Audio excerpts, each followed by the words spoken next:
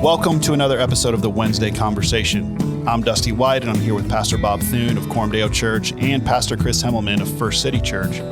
On Wednesdays, we sit down to talk about how the gospel of Jesus Christ connects to the questions and issues of everyday life. Today, we're talking about reflections on the evangelical fracturing.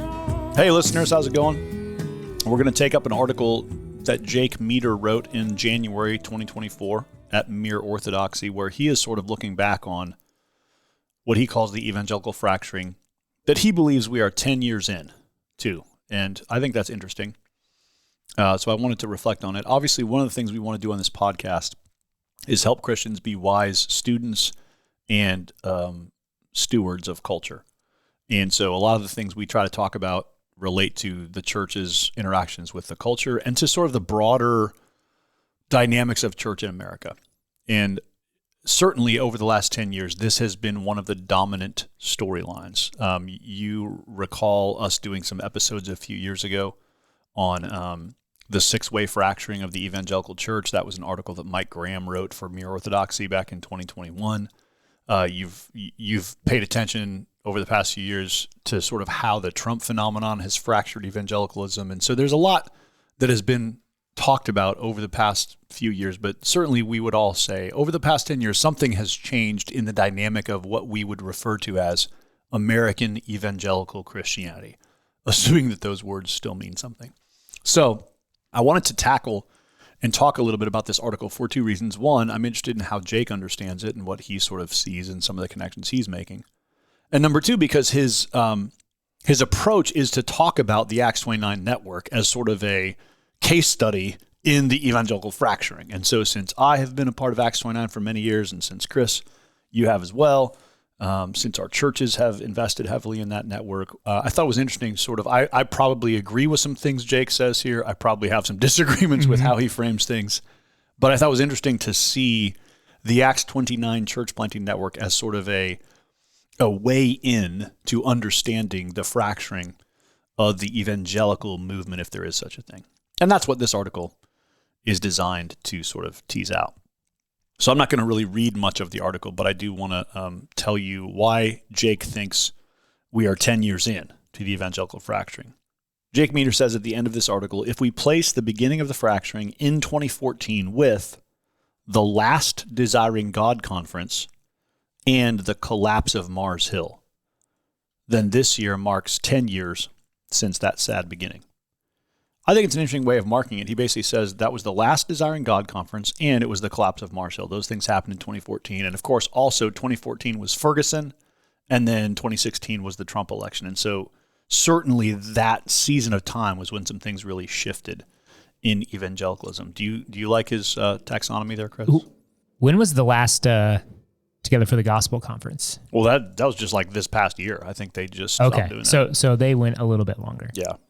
I mean, fair enough. I mean, I don't know. I don't know if I have a better... As good a marker as any? Yeah, a better marker. I understand the framework. Yes. I mean, I understand why he would pick those events. Yeah, it certainly seems, if we look back, it seems that is things started to shift post-2014. Meador says that he sort of thought of these ideas while reading Mike Cosper's forthcoming book. I guess Cosper has a memoir coming out that's called sort of like A Faith Lost and Found or something like that. And I haven't read it. I don't know if it's going to be a good book. Sometimes I really like what Mike does, and sometimes I'm real skeptical of what Mike does. But apparently, the way Jake narrates it, part of how Cosper tells the story is to narrate what was happening in the Acts 29 network at that time. Mike Cosper was part of Sojourn Church in Louisville, which was an Acts 29 church. And he and I together were a part of sort of the early years of Acts 29. And so here's what Jake, let me read you a few excerpts of sort of what he describes about that season of time.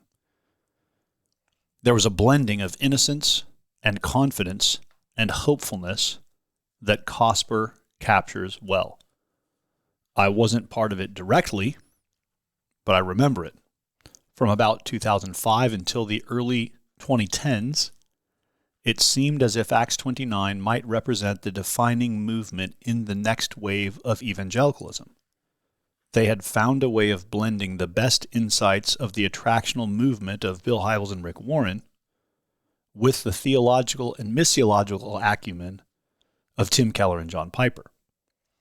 I do think that's a pretty simple way of summarizing what Acts 29 was trying to do. It was theologically informed by sort of Reformed orthodoxy, but was very missional in the sense of wanting to see churches grow and wanting to reach non-Christians. Yeah, that was the thing that initially attracted me to Acts 29 was the strong theology and the strong mission and some of the aesthetic too, and just kind of where I was in my spiritual journey. But to see a group that was like, hey, these two things have for so long have felt like they're against each other now, but no, they don't have to be. So yeah. He calls it a particular grunge-inflected aesthetic. Well, you get the Seattle influence do you too. agree with that? That's a good way of describing it. It was like flannels and jeans and beards and boots and coffee and Timbuktu bags. Yeah. There was, we used to joke when I would go to an Acts 29 event, we would like sit at a coffee shop and just try to pick out like who are the guys coming in that are Acts 29 guys, because there was a certain sort of like vibe. Still to this day, you can just tell when guys, there's been multiple times where I've been in an event, walked into a place, some other people walked in and like, you're here for the conference, right? Yes. Yeah. Meador goes on to say, or to talk about three defining leaders of Acts 29 in that era. That's Mark Driscoll, Darren Patrick, Matt Chandler. He says Mark Driscoll represented the kind of alpha figure who could draw a crowd, win a following, and define the direction of the network through sheer charisma and force of will. Darren Patrick, meanwhile, represented a more cerebral and patient voice who was in many ways ahead of his time in his analysis of cultural issues.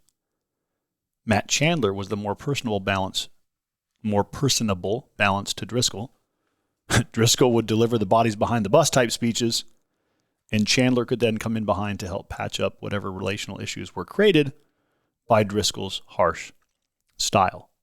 And Meador goes on to point out that back in the Reformation, this was very common. You had Melanchthon and Luther. You had Bucer and Calvin. You sort of had these different personalities that sort of moderated one another and complemented one another.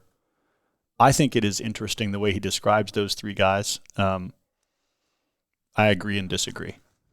Darren, I'm not sure I would describe Darren Patrick as a cerebral and patient voice. I wouldn't. I knew Darren pretty well, and I don't know that many people would call him cerebral and patient.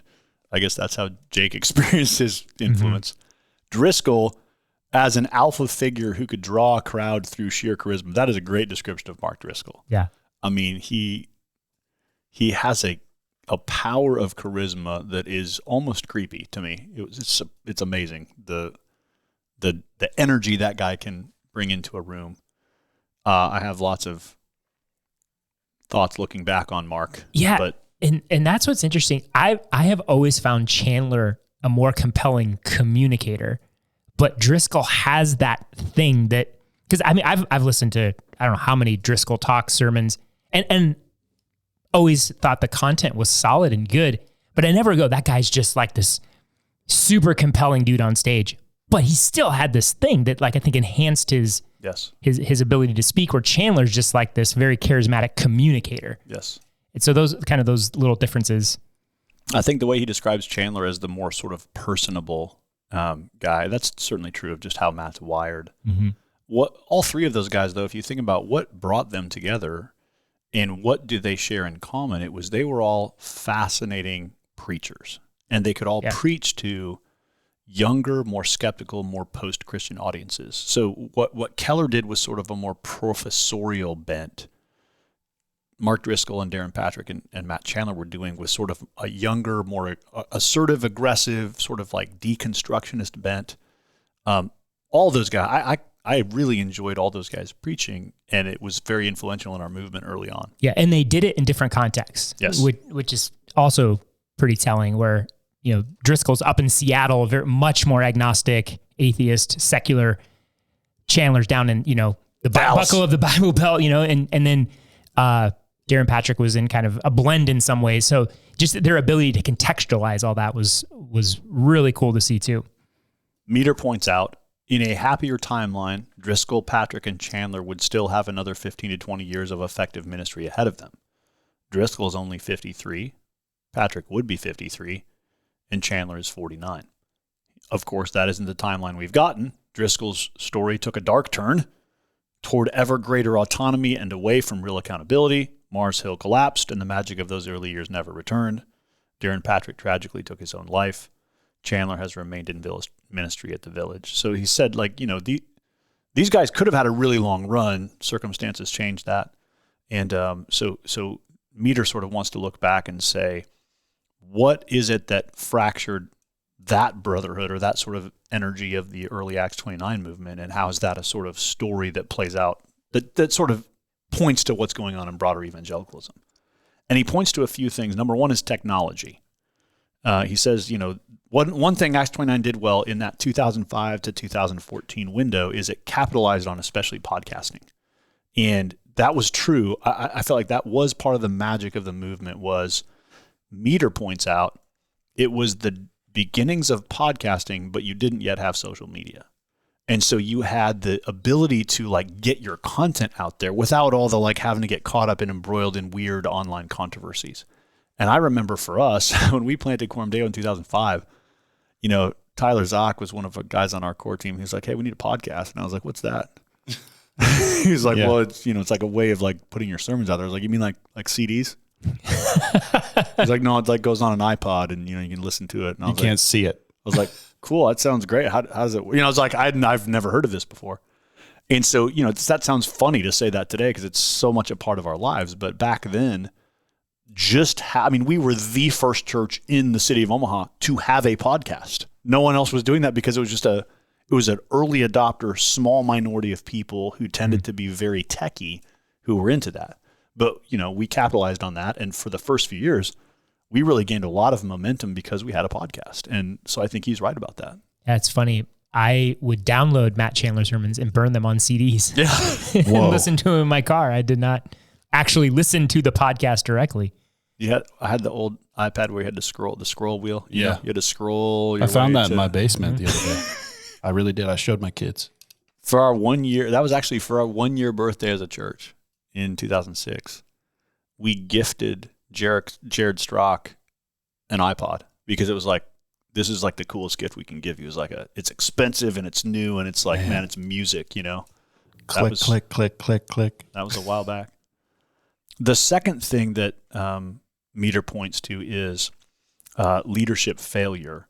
And, he points out that obviously as Mars Hill collapsed and Driscoll fled ecclesial oversight and discipline, the leadership that had framed, guided, and directed the network began to fail. And that's certainly true. Driscoll's personal unwillingness to submit to his elders and what they were asking him to do, that was the beginning of the end, or the beginning of the end of this season of Acts 29. It was pretty clear that, Acts 29 is going to have to go a different direction. The funny backstory here that our listeners probably don't know is that there was a tense meeting between Matt Chandler, Darren Patrick, and Driscoll in about 2012, where those guys basically said to Mark, hey, you need to give us the reins. Like they were not, Driscoll at that time was sort of trying to take over leadership of Acts 29 again. He had given it away and he was sort of trying to grab the wheel.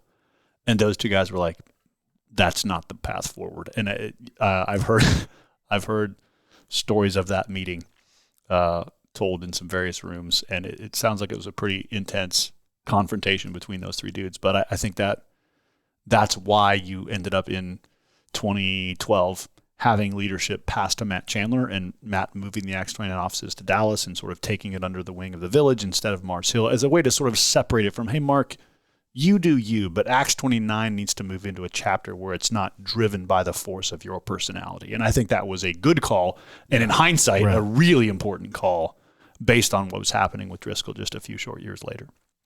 The third thing that Meador points out is leadership styles.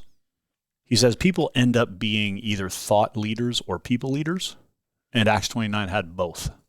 It's an interesting, I think he's borrowing this from someone else. He says that he had a conversation with someone and they teed up these categories for him. But he says, some people are more thought leaders who are more focused on ideas. Some people are more people leaders who are who want to shepherd the flock and lead human beings.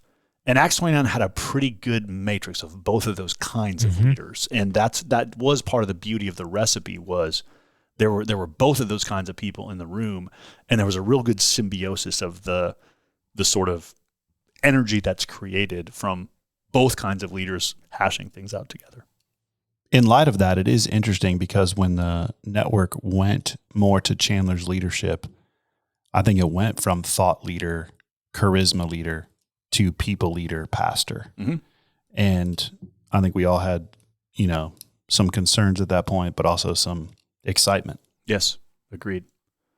So Meador is basically saying, the one of the questions that was being answered at that moment was, what is the future of evangelicalism?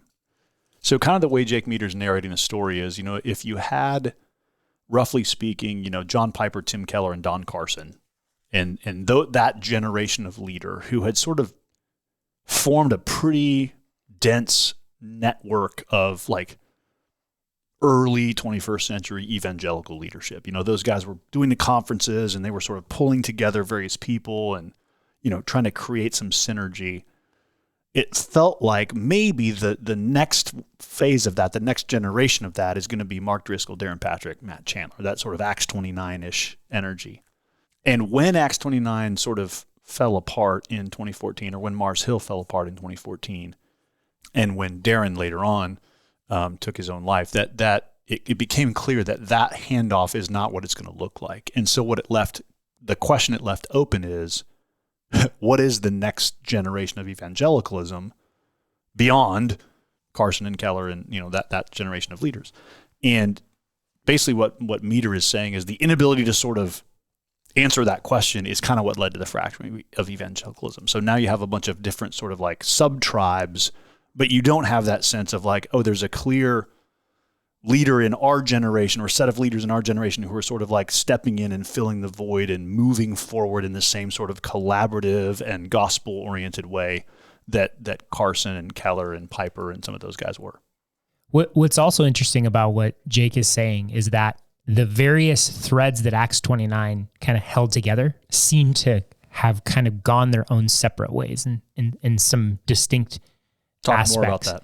Where if you kind of think of a Reformed orthodoxy, a missional emphasis, the way he talks about kind of the propositional cognitive religion where it's, teaching truth, teaching doctrine, and then the more expressivist sort of experiential religion, which again, Acts 29 did a good job of, where once that fractured, it seemed like you have this strong bent to one or the other, and they've kind of gone back to being in opposition or maybe seeing as in a very strong tension, such that they're kind of just almost like magnets opposing each other.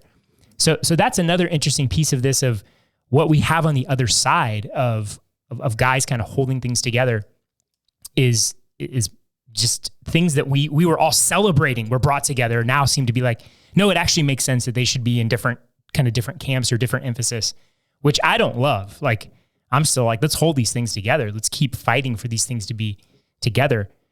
But it doesn't seem like that's what evangelicalism wants right now. Yeah. And I think Meador's making an argument in this piece that I don't necessarily buy. But his argument is that, if you think about that older generation of leaders, think of guys like John Piper, Tim Keller, Don Carson. Meador says the fact that those older men spent relatively little time being shaped within a technique-obsessed sociological block is perhaps enormously important for understanding their success and relative health. The connection he's drawing there is like that podcasting is a technique. And, that Mark and Darren and Matt and the rest of us who sort of ran in that stream were too shaped by the techniques of getting our stuff out there in a way that maybe prevented some of the deeper sort of like long-term wisdom that needed to grow. I don't know that I buy that. I think it's an interesting point. It just feels a little bit nostalgic to me. It feels like I'm not sure. I wonder if that is quite as clean a category as Jake wants to make it. It just feels to me like, well, I mean, I'm not sure that like podcasting as a technique just accounts for how come that coalition of guys kind of fell apart and, that certain things happened in their lives that we would look back on and not commend. I mean, isn't his point that they became popular, they became seen as authorities in some ways, but they didn't have the maturity to sort of handle that? Yes, I guess that's his point. Yeah, I think that's more his point. I think he's saying because of technology and because of the influence and the voice and the momentum, even with social media coming onto the scene, they had too much influence too fast. Yes, for their own maturity. Well, and I think sitting where I'm sitting right now and looking at Mark Driscoll's story, I'm saying, okay, there's certainly something he's saying that's true there. But I'm also aware that John Calvin wrote the Institutes when he was 26 years old. So I'm just saying, I don't think that church history is the only guys who ever have deep influence in a long ministry start when, have influence in their 50s. I'm like, I'm not sure you can sort of make that clean of a distinction. I've reckoned with my own sort of how does this fit into my story here? Because I certainly can't make sense of Mark Driscoll's trajectory. It's just mystifying to me. Mm-hmm. And as I look back on these years of Acts 29, when it felt like, man, there was some grace from God upon that movement, and it was growing, and there was churches being planted, and there was a really healthy influence of Reformed soteriology and good ecclesiology and a focus on the local church. I loved all that stuff, and I still feel like, man, God was up to something back then. Mm-hmm. And then I also, the more I experience the trajectory of Mark Driscoll, the more I think maybe that guy was playing us the whole time. I don't know if he has a convictional bone in his body other than just what seems to work at the current moment. And so there's a part of me that's just perplexed by what was going on in the mid 2000s, and was it a Mark Driscoll who was a charismatic leader leading out of conviction, or was it just a charlatan doing whatever it took to get views and clicks? So is it possible that Driscoll is a pragmatist at heart, but he covers it very well? Oh, sure. Yeah. Wow. Yeah. I remember in seminary, in I think it was pastoral leadership class, we read Driscoll's book on the founding of Mars Hill, and what was that? Confessions of a... Confessions of Reformation Rev. Yeah. And I remember my professor going, "This is church growth for cool kids." Mm. And so he was basically saying, hey, there's not a lot of difference between Driscoll and the Hybels and the Rick Warrens. Mm-hmm. There's a lot of cover, of deeper theology and these things. But at the end of the day, it's just pragmatism. It's a cooler form of pragmatism. Mm. Well, and I think that is true, yet also feels simplistic to me. Because Cosper makes that same connection in the podcast, right? Mm-hmm. And I'm sure maybe in his memoir as well, he connects, Driscoll and the sort of to Robert Schuller and to Bill Hybels and the whole church growth connection. But also going back to that early paragraph in this Meador article, he talks about there was a blending of innocence and confidence and hopefulness that Cosper captures well. That there was something, despite what I think Mark Driscoll's personal, I wasn't even going to use the word weaknesses. I would almost call them narcissistic compulsions are, the whatever he was up to in his own world. What was happening in Acts 29 at that moment was bigger than Mark, and was in a sense a bunch of guys like you, Chris, and like me, and like you, Dusty, who were there was a really dense network of people who loved the church, loved theology, loved the gospel, and loved the mission of God, and something was happening there. Yeah. Now, that's good. So the three guys that were sort of figureheads of that aren't the sum and substance to me of what was that? And that's where I feel like the weakness of this piece is saying, here's what was happening with these three very visible leaders. That doesn't, to me, tell the whole story of how do we make sense of everything God was doing at the grassroots level in the church at that moment in time. But I am compelled by Meador's assertion that had Mark Driscoll and Darren Patrick and Matt all sort of stayed on the trajectory they were on, I wonder if we would be at a different moment in evangelicalism. And if part of the fracturing we've experienced was sort of a result of that something was there was a harbinger of something when that couldn't hold together. Yeah. When the sort of relationships and sort of the density of that couldn't stay together. Yeah. This is a little bit outside of Meador's article, but I am also wondering if there's something to the argument that one of the I've heard this argument made multiple times, multiple ways, that one of the big issues you see in evangelicalism is the inability of the boomer generation to kind of pass the baton. Yes. And even if you look at guys like Keller and Carson and Piper, like I think they've tried in their local context. But if you think about the bigger sort of network of evangelicalism, I don't know if we've seen that kind of thing happen. And I don't even know what that necessarily looks like. But it seemed, Driscoll, Darren Patrick, Chandler, like they were sort of handed the mantle because they became popular. And so I also wonder if somehow these, I don't know how this would happen, but if there was a shepherding of that leadership responsibility in some ways. And I know, Piper tried to work with Driscoll, and I know there were attempts at that kind of thing. In some ways, this is, to Driscoll, the kind of the downside of Driscoll's personality is this big, he had this big thing. So he had a lot of power, a lot of influence. And so he could tell guys like, hey, I don't really need you, so I don't need to listen to you. But just even that sense of how do you take guys like, the guys like Carson and Piper and Keller who had this deep level of maturity. Here you have these young dudes that come along that really became popular very quickly and through podcasting, and how that could have been shepherded in some ways. I wonder about that, but I without really knowing what that would have looked like. What's interesting about that, to apply Meador's own language here, is those are all very much thought leaders. Yeah. So I think you're going to need a different mixture along the way. It's interesting that one thing I am very grateful for about the Acts 29 movement, whether we're talking about strengths or weaknesses, is that there was a deep love for the local church. Yeah. And because it was a church planting movement, the energy was always, let's plant churches. So what's interesting about the podcasting as a platform is, for podcasting to be a platform, you have to be preaching to, no one, I guess people probably do now, but back then no one had a podcast that was them preaching to their basement. It was like they're preaching to a group of people. Yeah. And so it generated this sense of, I think the reason it felt like it's a handoff is because it felt like, man, Keller is a churchman and Carson is a churchman and John Piper is a churchman. And these guys are churchmen. They're building churches that in places like Seattle that are very secular. And so there was an emphasis on the local church. What seems to have happened now is you have people who are literally social media influencers, and that's kind of their platform. It doesn't matter whether they're leading a church or not leading a church. It doesn't matter how healthy or not healthy their church is. A lot of the energy in sort of modern evangelicalism is just driven by, do you have a lot of Twitter followers, or do you have a good YouTube channel, or it's divorced from the context of leading a congregation.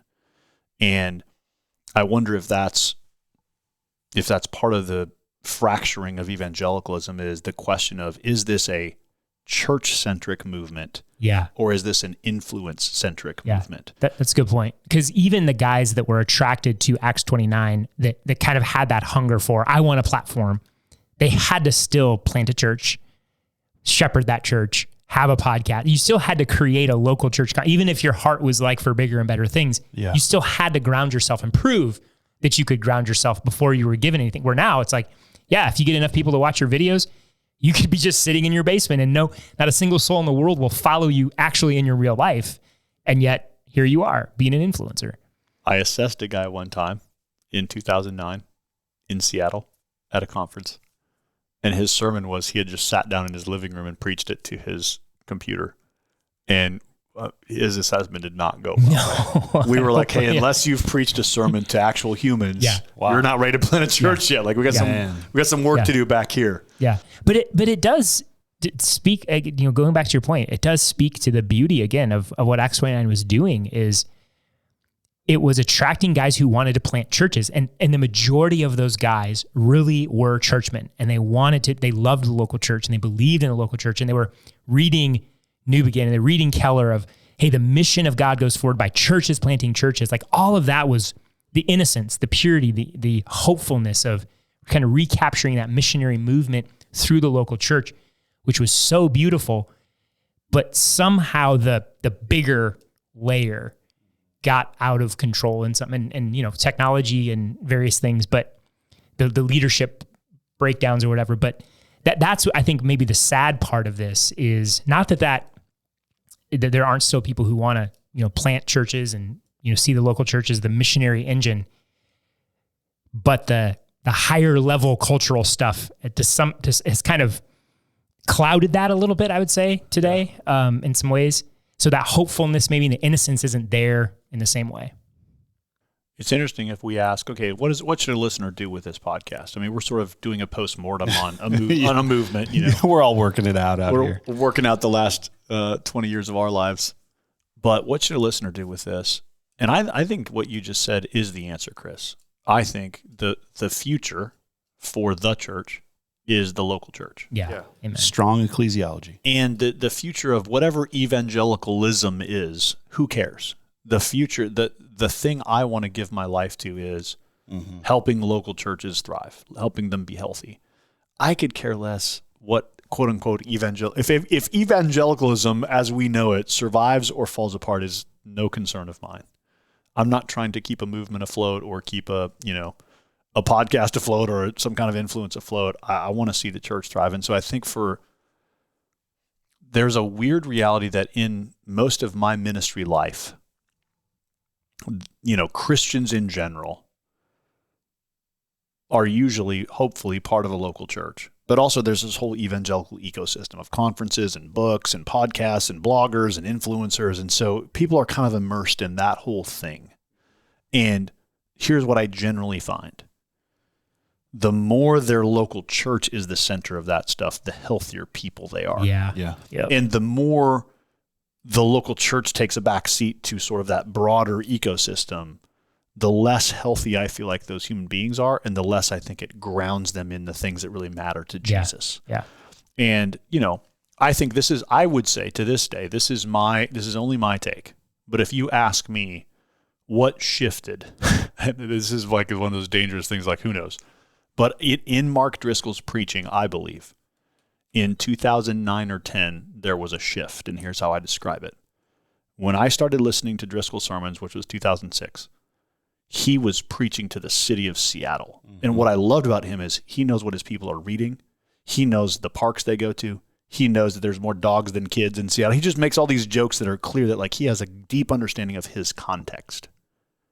About 2009 or 10, he started preaching to the podcast. Yeah. And his preaching was less grounded in the smells and sounds of the city of Seattle. And it was just more like I'm preaching to general humanity. And when I felt that shift, it saddened me because I was like, man, what I gathered from that guy's preaching was how to talk to a city. Yeah. And now it's like he's kind of talking to the world, Mars Hill, Dubai or whatever. they were trying to colonize the universe, and F campuses everywhere. Yeah. And in other words, to sort of put a bow on all that, I think the beauty of gospel ministry and mission is anchoring it in a place. Yeah. And I want listeners of our podcast and people who care about the church's flourishing to be anchored in a place and anchored in a local church. And then, sure, there are some things that culturally are similar across the Western world. And so we can talk about, the influence of technology, the influence of gender ideology. All these things matter. And that's why we have this podcast, is because we want to help people think about them. But the groundedness of caring about a real people in a real place was to me the magic of what Acts 29 had that it lost in that shift, and what I want to sort of recapture, or what I hope to recapture with our lives, with my life. A sense of locality, And maybe that will be one of the beautiful things that kind of comes on the other side of this is we saw the beauty of that. It kind of got out of hand with, podcasting technology kind of took, and some legit leadership breakdowns. But to go back to that, hey, what made that so compelling was the contextual church planting, the local church, the mission of God going forward through the local church, being a local church pastor, pastoring your people. And yeah, if God uses you beyond that, beautiful. But to see the beauty of that local church ministry kind of come back to, the excitement for that to come again. And we know this, Bob, like it's harder to plant a church now than it was 20 years ago. Yep. And there are multiple reasons for that.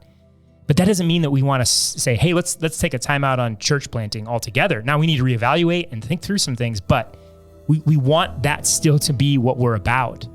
And so maybe that's where we can say I'm hopeful that on this fracturing of evangelicalism, we'll kind of just get back to that and kind of get over all the celebrity stuff and the technology stuff. Yes. Amen. The goal of this podcast is to equip our own church for discipleship and mission. So if you're a Christian or a church leader in another context, we thank you for listening in. And we pray that this conversation might be helpful to you as you minister in your context. We always love to hear from listeners. So if you have thoughts, questions, or future podcast topics, send an email to podcast@cdomaha.com. Thanks for listening. We'll see you next time for another episode of the Wednesday Conversation.